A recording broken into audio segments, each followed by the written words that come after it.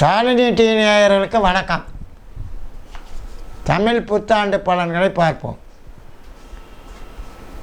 அதற்கு முன்னாடி ஒரு நம்மளுடைய நிகழ்ச்சியில் கடந்த அக்டோபர் முதல் என் உடல்நிலை சரியில்லாத காரணத்தால் எனக்கு வாய்ஸ் மெசேஜ் மட்டும் அழைக்க முடிகிறது.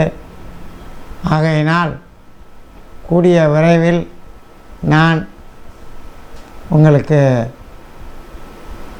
வருகிற இந்த புத்தாண்டில் ராகு கேது பயிற்சி 26/4, அடுத்தபடியாக மே 11 குரு பயிற்சி, இது ரெண்டுலேயும் இந்த வருஷம் நமக்கு சிறப்பாக இருக்குது.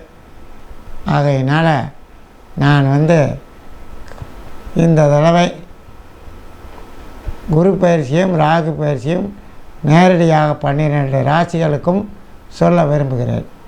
நன்றி, வணக்கம். கோர குரோதி வருஷத்துக்கு நன்றி சொல்லிக்கொள்வோம்.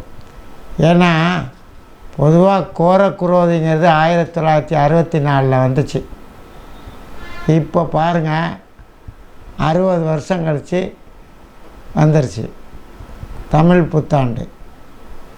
பொதுவாக கோரக்குரோதியில் பல கஷ்டங்கள் நடக்கும், அனுபவித்தோம். கடைசியாக பாருங்கள், போகிற போக்கில் அமெரிக்காவில் நிலநடுக்கம் ஏற்பட்டு பல இளைஞர்கள், பல உயிர்கள் சேதமடைந்தது. கோரக்குரோதி வருஷத்துக்கு நன்றி சொல்லிக்கொள்வோம். வணக்கம்.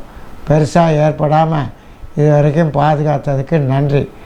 அடுத்தது, இந்த வருஷம் புது வருஷம் ரொம்ப நல்ல வருஷம். அதாவது பேரை கேட்கும்போதே நமக்கு மகிழ்ச்சியாக இருக்குது. விசுவாசு வருஷம். தஞ்சை சூரிய உதயப்படி 13/4/2025 ஞாயிற்றுக்கிழமை இரவு 2:29க்கு விசுவாசு வருஷம் சித்திரை மாதம் பிறக்கின்றது.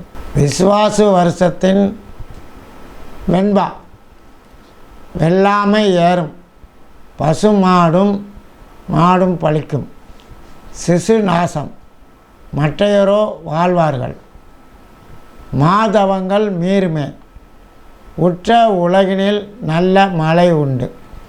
விசுவாசு வருஷம் விவசாயம் செழிக்கும், பசுக்கள், காளை மாடுகள், மற்ற கால்நடைகள் அதிகரிக்கும், குழந்தைகளுக்கு வியாதிகள் கண்டு இழப்புகள் ஏற்படும், நாட்டு மக்கள் சுகமாக வாழ்வார்கள், நாடு முழுவதும் தர்ம காரியங்கள், தவங்கள் நடைபெறும், யாகம் நடைபெறும், நாடு முழுவதும் நல்ல மழை பொழிந்து சுபிட்சம் உண்டாகும். இதுதான் வெண்பாவுக்கு உள்ள கருத்துங்க. ஆகையினால் கோரக்குரோதி வருஷத்துக்கு நம்ம நடந்த மாதிரி இல்லாமல் இந்த வருஷம் சுபிட்சமான மக்கள் அனுபவிப்பாங்க.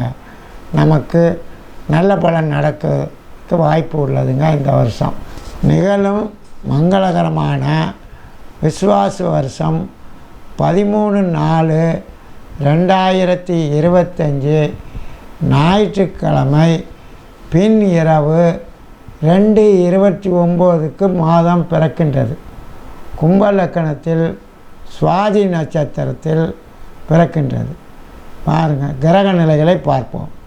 கும்ப லக்கணம், லக்கணத்தில் சனி, 2 மீனத்தில் புதன், சுக்கிரன் வக்ரம், ராகு, 3 சூரியன், மேசத்தில், 4 குரு, ரிஷபத்தில், 5 ஒன்றும் இல்லை, 6 கடகத்தில் செவ்வாய், 7 ஒன்றும் இல்லை, 8 கன்னியில் கேது, 9 சந்திரன். எனவே மேஷம், மிதுனம், கன்னி, விருச்சிகம், மகர ராசிக்கு மட்டுமே யோகம் இந்த வருஷத்தில் கூடுதலாக இருக்கும்.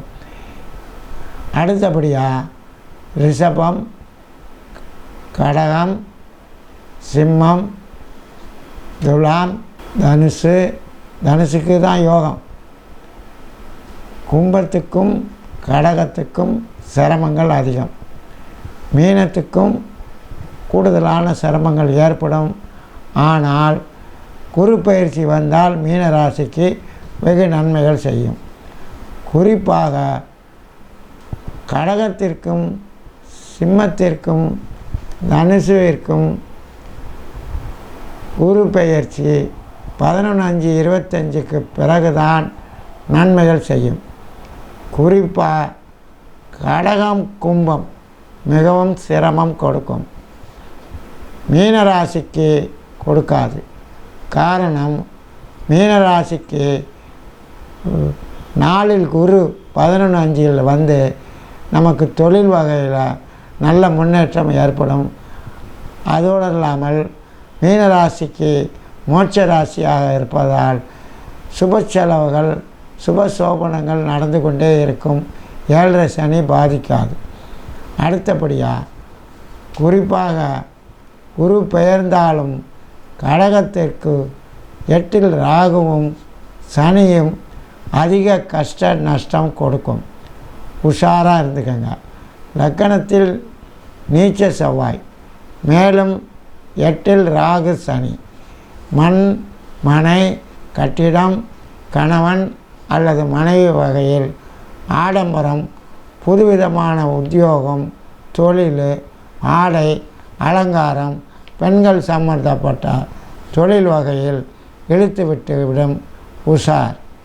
பிறகு 26/4/2025க்கு பிறகு ராகு பெயர்ச்சிக்கும் 12 ராசிக்கும் தனித்தனியாக குறிப்பு பலன்கள் ரொட்டீனாக சொல்ல கடமைப்பட்டுள்ளேன்.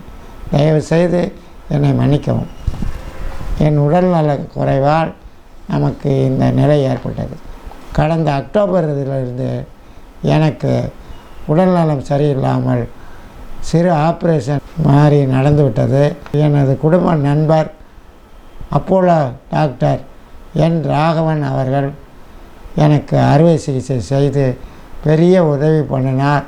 அவர்கள் குடும்பம் அவர்கள் நீடூழி வாழ்க வேண்டும் என்று என் நெஞ்சார்ந்த நன்றியை தெரிவித்துக் கொள்கிறேன். வணக்கம்.